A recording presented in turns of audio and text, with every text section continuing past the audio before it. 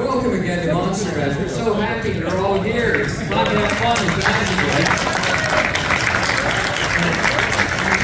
What a great guest lineup we've had, and we have this year, and we are so happy and proud to have the daughter of Claud Rains here, Jessica Rains.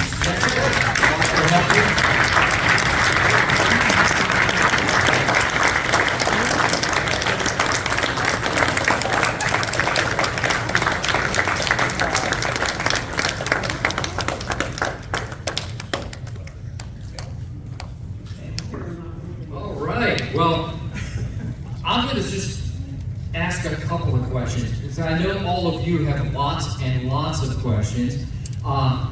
Jessica not only has a very famous father, but she also acted in many things. And how did you start? Did your dad get you into the acting scene? Are you kidding?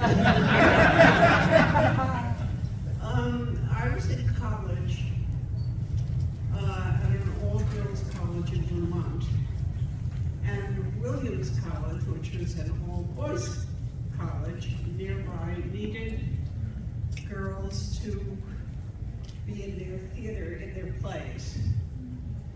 So they had heard that I was at Bennington, and I think they assumed that I was interested in acting, which I wasn't.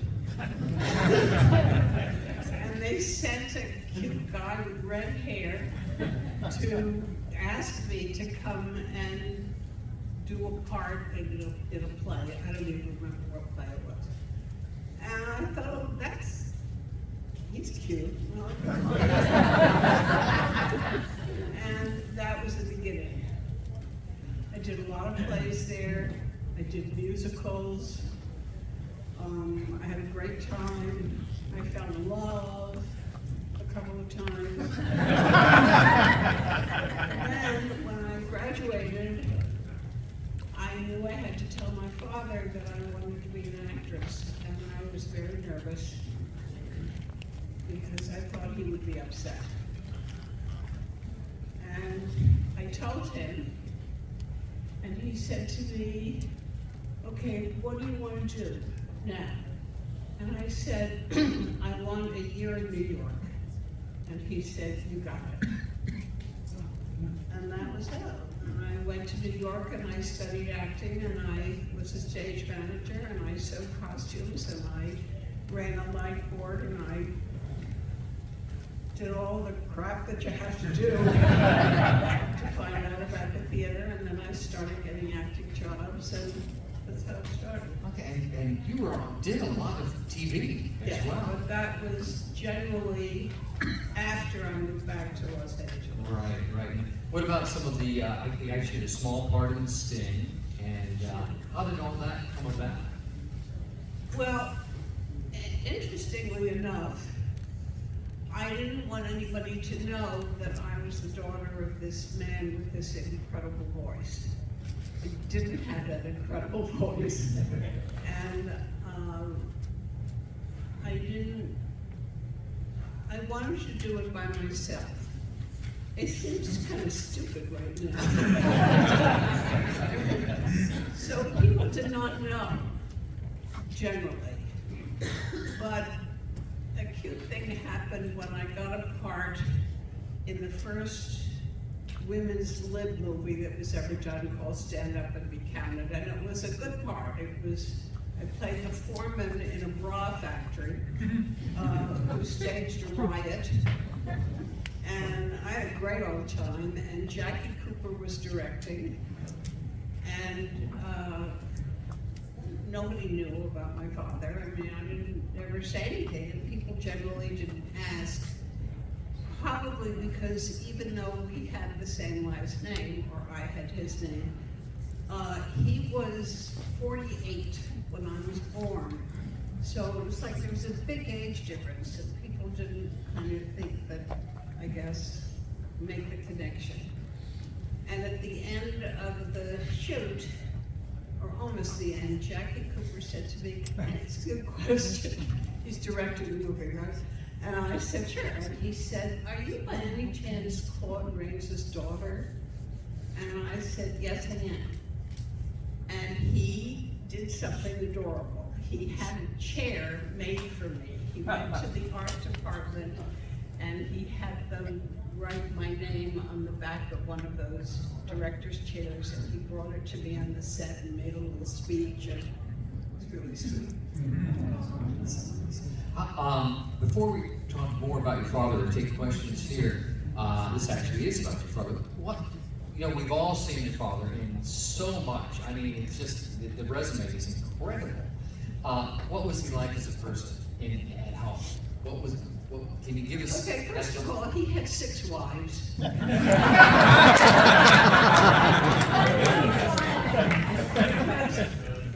Unlike what goes on today, he didn't date, he just married them. And my mother was his 4th, and he had 1 child, and that was me. He was charming, he was loving, he was very interested when I was working in New York. He would follow me around and come see plays that I was in very strange places.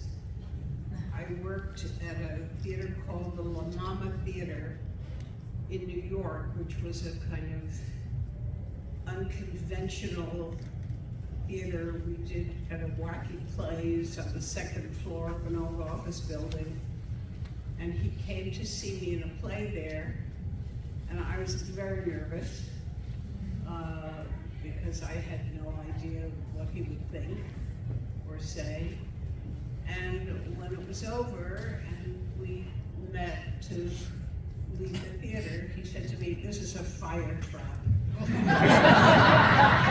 That was it. And then another one was I was doing in Morristown, New Jersey. I was doing a play with Jeffrey Lynn, who he had been in a film with 100 years ago. What, 4 Daughters, maybe? It was Jeffrey Lynn, 4? I don't remember. Anyway, and I was playing Jeffrey Lynn's girlfriend in Thousand Clowns. And he came to see it.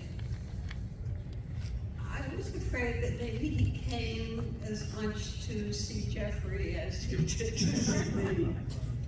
And when it was over, and I had the lead at the club, the Sandy Dennis Club. And when it was over, I was in the dressing room and I was paralyzed. I didn't know what he would say. I didn't know what he would think. I was afraid. I was nervous. And the stage manager came to me. He said, "Jessica, come on, you've got your father sitting in the theater, and he's waiting for you, and everybody's left the theater."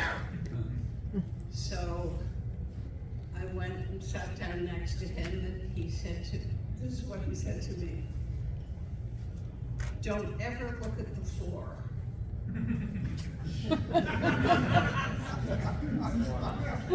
I've heard you tell this story before, but maybe not everyone here has heard this, but didn't you go to a theater and watch, I think, The Invisible Man with your father? Yeah, I was about 10. We lived on a farm in Chester County, Pennsylvania. And this farm was between 2 small towns, Downingtown and Coatesville. And there was a revival of The Invisible Man. I didn't know this. I didn't really know he was an actor. I thought he was a farmer. He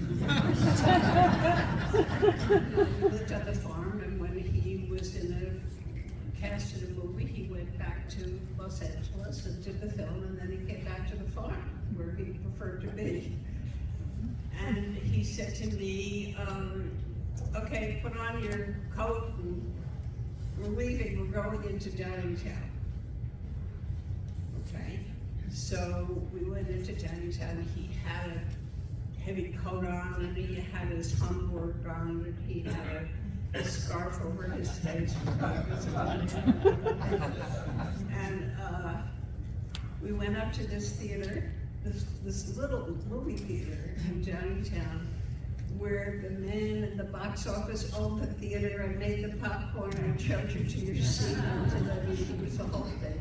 And my father, who thought he was being incognito, said, "I'll have 2 tickets, please," and the man went absolutely berserk. And the voice is a dead giveaway. So he said, "Oh no, Mr. Rains, I cannot let you pay." And my father said, "Oh no, I must pay." This went on for a while. And then we went in and sat in the last row. And this was the first movie that used the kind of special effects that you see in the film. And he could not help himself, but in a too loud voice was telling me throughout the whole damn film how they did the special effects. And when the movie was over and the lights went on, everybody in the theater was turned around facing That's great. Well, I know Claud Rains, besides The Invisible Man, we all know him from The Lost World, The Phantom of the Opera, The Wolfman. I mean, it just goes on and on. The Clairvoyant, that's a really cool film. If you've never seen that, it's really great. So let's take some questions for Jessica. In the back, in the gray. Max, it's you. You said your father didn't talk about his acting career. Did he talk about any films he especially liked or disliked making? Disliked about what? Did your father talk about films that he liked or disliked making? Never. I mean, never. Not only did he not talk about it, he never saw anything he was in except for The Invisible Man. He wasn't interested in the final product. He was interested in the process. And the process is pretty exciting. I mean, he didn't talk to me about his career. He didn't talk to me about mine, except he did not to look at the ground. Okay, more questions for Jessica Rains. Saul, little Saul here. Did your father keep any movie props from any of his films? Did your father keep any movie props from any of his films? No. Okay, in the blue. Jessica, what was your favorite part? My favorite what? Your Part did favorite you part that play? you've played. Oh, that I play. Well, I like the process too. So, I mean, they were all different. One of the most interesting ones was I was in a film called Islands in the Stream, which is with George Scott and David Hemmings, which was based on a Hemingway book. I don't think it was a very good movie, but we went to the casting director. I went to talk to the casting director in LA. They were all already in Hawaii. And the casting director, who I knew, said to me, you know, I would really love you to do this part, Jessica, but it's for a Czech immigrant. And we need to have somebody who's Czech. And I said, my mother's Czech, which was true. And he said, do you have a passport? I mean, that's one way to get a job, right? So off I went to Hawaii. I was supposed to be there for 2 weeks. I was there for 5 weeks because they were waiting for the sun to come out, or I can't remember what. Something wasn't happening that was supposed to happen.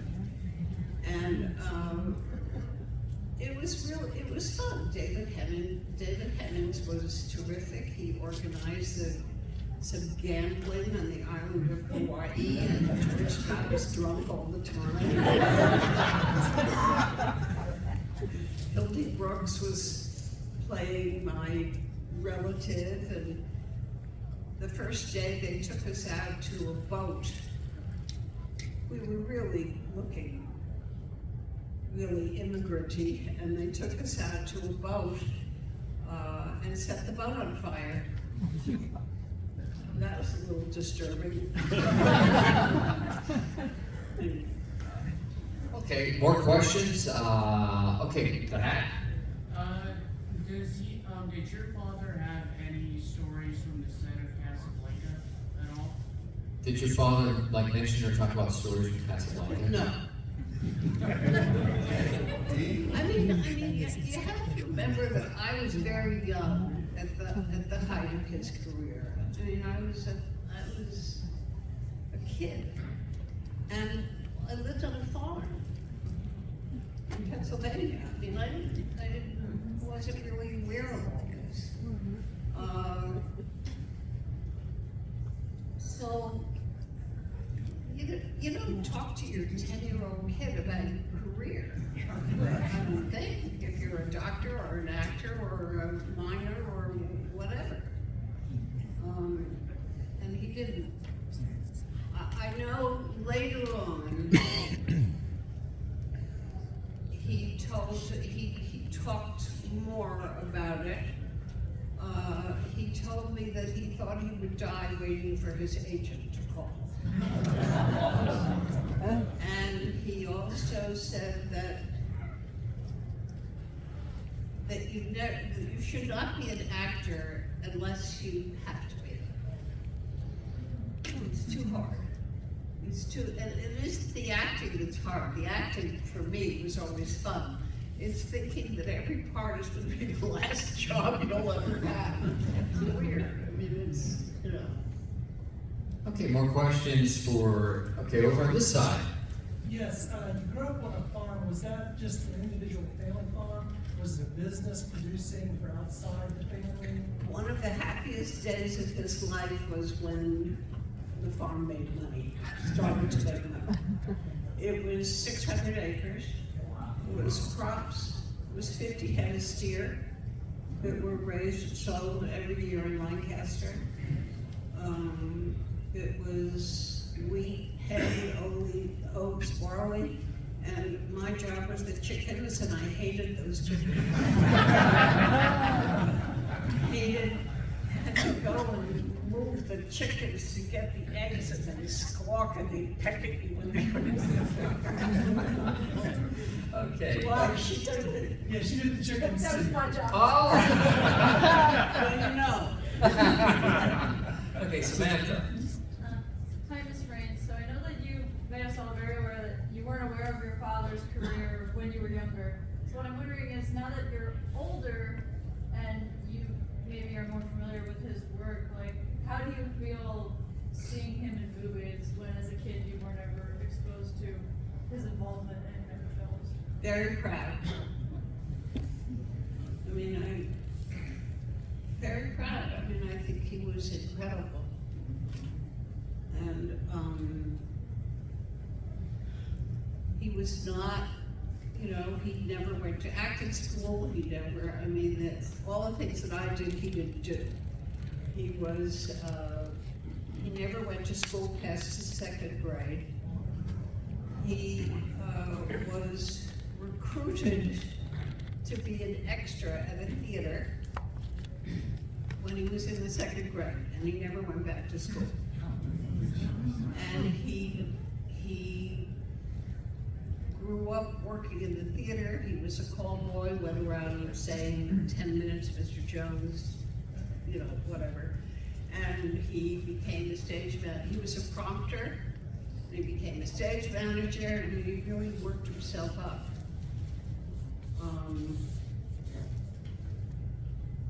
And it was amazing. I mean, it was amazing to me. The career is amazing. And from the background that he came from, which was really crappy, he was one of 11 children, and all but 2 died from poverty-related illnesses. I mean, crazy. Okay, more questions for Jessica. Todd, did you have one? Well, I had a follow-up to the farm question. Was there a farm activity that he enjoyed? A what? Was there a farm activity? Farm. Yeah, that. He had a vegetable garden that was the size of this room. And he did not allow anybody else in that vision. And my poor mother had to can all these vegetables. There were 3 of us, you know. And she also made butter from the cow's milk in a churn. This was a Jew from the Bronx. She's churning butter. Okay, more questions for Jessica? Our daughter is an actress in New York, struggling actress. I wondered if you had any advice for her. What? Okay, her daughter's a struggling actress in New York, and she wondered if you had any advice for young actresses. At what point is she working at all? She has a side gig teaching kids at the filmmaking. She's just auditioning. She's been auditioning for years. She's auditioning and just starting out and just. Well, no, she's almost, she's 37 now. Okay, she's just been struggling to make it. I mean, what I did was I just took any job I could get in the theater. And so I spent 2 years really working backstage. And I studied. I studied with a great man by the name of Lee Strasberg for 4 years, 4 or 5 years. And just gotta do what you get. Keep going to auditions and keep smart. Perseverance. But I loved it. I like the auditioning part the best of anything. I mean, now when they cast you in, as far as television and film are concerned, you tape yourself at home and you send it to them over the internet. Now, come on. And that means that nobody can give you an adjustment. Nobody can say, play it faster, play it for comedy, play it slower, do this, do that. They just see what you did. I liked the auditioning because I liked the feedback. I liked meeting the people and have them, I mean, I had some bad experiences. I auditioned for something once and the director was eating a submarine sandwich through the whole audition. But it's a very different business now. Okay, more questions for Jessica Rains, all the way in the back there. Not so much a question, I just want to comment that one of my favorite films is Lawrence of Arabia, and I just wanted to stand out to me, besides being a tremendous, great film, classical, that is your father's performance. I know he did that well, but he was part of Lawrence of Arabia. He's like perfect. He just wanted to make the statement that your father was terrific in Lawrence of Arabia. He was very sick. Yeah, They were in, Morocco? Location? was it Morocco, it was Barcelona or something, I can't remember. And he had one bad meal. I don't know what he ate, but he was not well the whole time. I heard that, but it didn't seem to affect his performance or his professionalism or anything like that. He was basic. Yeah, I mean, it's just a wonderful performance. To me, that was always one of the standouts. He's in this huge classic film, and even a small role just stood out. Okay, we have time for maybe 2 more questions. Oh, okay. It's so cold in here. I